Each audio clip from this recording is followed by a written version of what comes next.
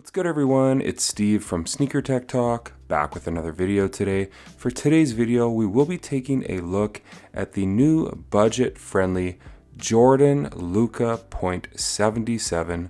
So without further ado, let's take a look at this new shoe from Jordan Brand. Alright, so before we take a look at the shoes, I do really quickly want to take a look at the box. You are getting this standard Jordan Brand box with the gold Jumpman on the top. Inside the box you get some white 23 paper, and then the size tag for this does read Jordan Luka .77 in black, hyper pink, and barely green, and I did pick these up in a US size 10.5. Alright, so first things first, I do want to talk about the simplicity of this design. I absolutely love the way that this shoe looks, the material usage, the lightweight nature of this shoe, and honestly, I haven't got the Luka 4s in hand yet. They're arriving later today, but I might like these better than the Luka 4s. I love the colorway, the execution of just the placement of materials. I love the pink, black, and white hits throughout. But without further ado, let's take a look at what this shoe does offer for a retail price point of $135 here in Canada, and I think they retail for either $100 or $110 in the US. So a great price point for a budget-friendly model. So starting as always at the bottom of the shoe, you kind of have this modified herringbone traction pattern. Now right down the middle you do have a strip of translucent rubber, and then everything around it is a solid rubber outsole. Now this shoe is built for the outdoors, and this rubber outsole right here is very firm, and the grooves aren't overly deep, but I do think this outsole will do great on an outdoor surface, because after all, that's what this shoe is built for. And it is a very firm rubber outsole here, so time will tell on how these perform. I did try these on already, and upstairs on my hardwood floor they have a very loud squeak and an awesome bite, so that's a great thing right off the bat. But it is going to be interesting to see how this outsole does perform, and if there's any issues with the translucent portion versus the solid portion. But I'm going to say that this is probably going to be a very nice setup, just the way all of the grooves are kind of spread out through with this outsole, and just from my initial try on, I do think they're going to perform rather nicely. Now moving your way up from that, you do have a dual density foam compound. Now they're not telling us what this foam compound is. They are saying there is a really soft and plush foam underfoot, and then a more firm foam underneath that at the bottom. So I can say right here, this just feels like a standard Phylon foam compound. And yes, when you do try these on, it does feel very nice underfoot. It does have some nice spring in the heel. This definitely reminds me of the Jordan Zoom Separate that Luka was wearing prior to his signature shoe line, as far as just this cushioning setup. And yes, in the heel you do get some nice comfort as soon as you try these on. I felt it right off the bat, so that is nice with the dual density foam. And then in the forefoot, as you can see right here, it has a Zoom airbag kind of from north to south right here.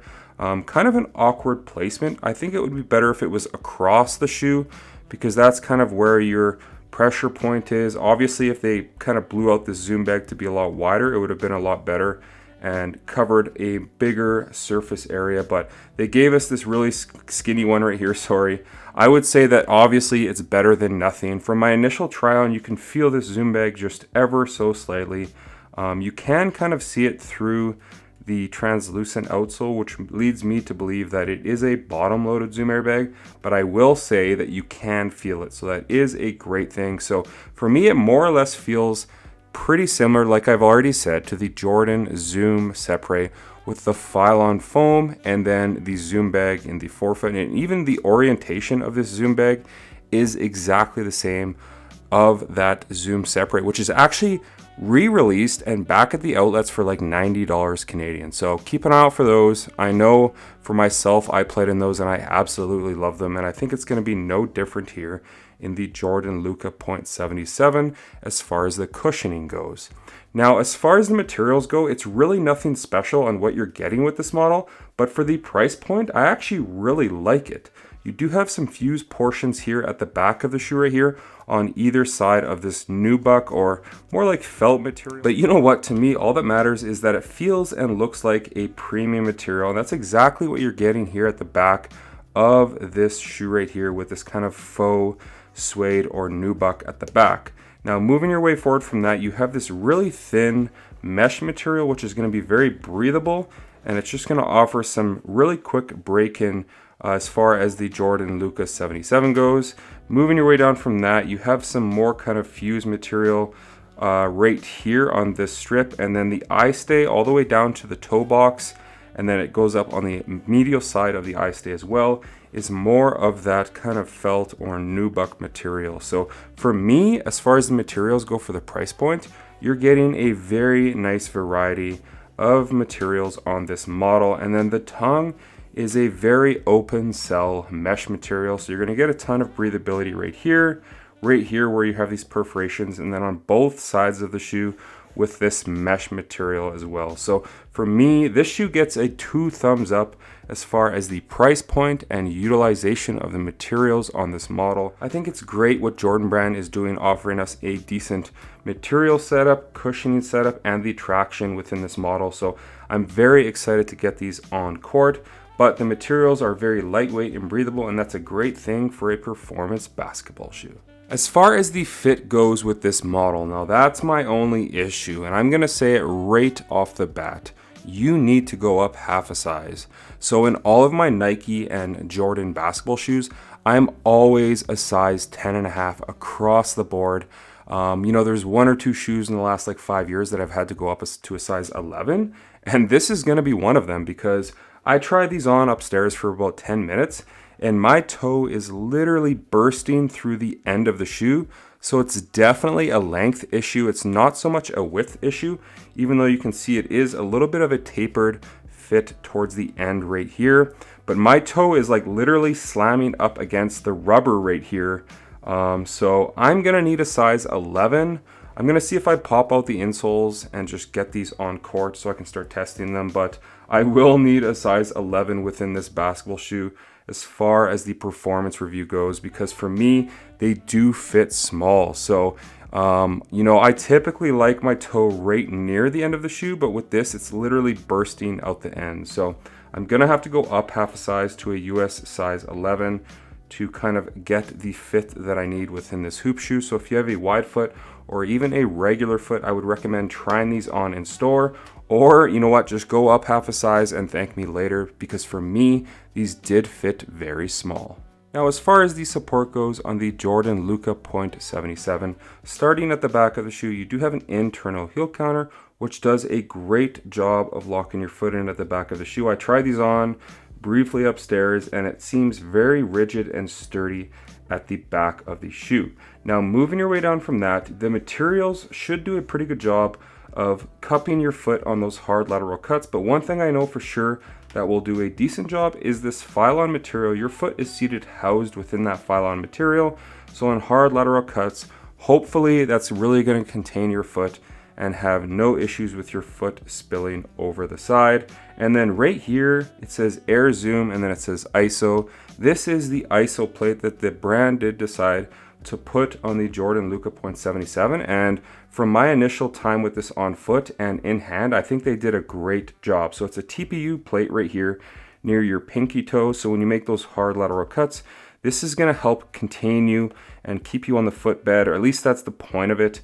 And then moving your way down from that, it does extend at the bottom right here, and then down to the bottom right here, and here directly under your foot. So you do have this plate right here, and it offers some really nice torsional rigidity. Like, you cannot bend this shoe at all. So it is a very sturdy shoe. You also have it right here on the medial side by your arch. So the brand has done a great job, in my opinion, of more or less ticking all of the boxes that you need within a basketball shoe in a budget-friendly model. So for me, this is probably going to be one of the more supportive low top and budget friendly basketball shoes out here in 2025.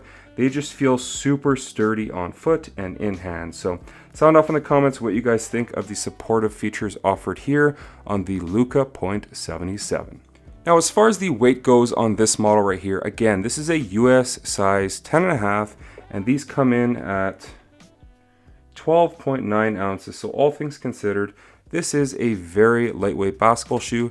As far as the shoes that I typically wear on court, they're usually around 14 to 14.5 ounces, some up in the 16 or 17 ounces. So 12.9 ounces for a 10.5 is pretty lightweight in my opinion. And then really quickly, as far as the design goes, this just really reminds me of 90s basketball shoes. I don't know what it is, but I love the placement of the white on both sides and then the black going down the middle. And then these pink hits right here on the plate at the top of the tongue. And then you have his logo for Luka and 77, the pink hit at the back. And then right here, even behind the tongue, you have this heart. I believe it was for his daughter. So you get a ton of really cool hits within this model. Overall, you're getting some really cool design features. And I just love the utilization of the colors on this model right here. So great job from the brand as far as the design, the colorway, and just the overall package that you're getting within this model. Now, I'm not going to say this is going to be one of the best performers of the year, but finally, in my opinion, from Jordan Brand, for $135 Canadian, you're getting some really good tech, in my opinion, at least having that zoom bag in the forefoot. The materials are pretty nice. The support is awesome. This is a lightweight and breathable shoe. Not to mention that you do have that 77 right here on the medial side at the heel. So I think for a lot of parents that don't want to break the bank, but want to get their kids into a shoe of a signature player, I think this is a great option from Jordan Brand. So kudos to the brand. Another thing I did want to mention is at the back of the shoe, this definitely reminds me of the Jordan 14, just the way they have this placement of the pink at the top and then the paneling at the back. This definitely reminds me of the Jordan 14s back from like 1998 or 1999. But sound off in the comments what you guys think of this model from Jordan Brand and how it will perform on court, and if you plan on picking them up here in 2025. Another thing to do with the fit is the tongue. So the tongue is gusseted from about the midway point all the way down, and then you do have these really awesome lace loops right here running down the center of the tongue. So this tongue's not going to move anywhere on you while you're playing,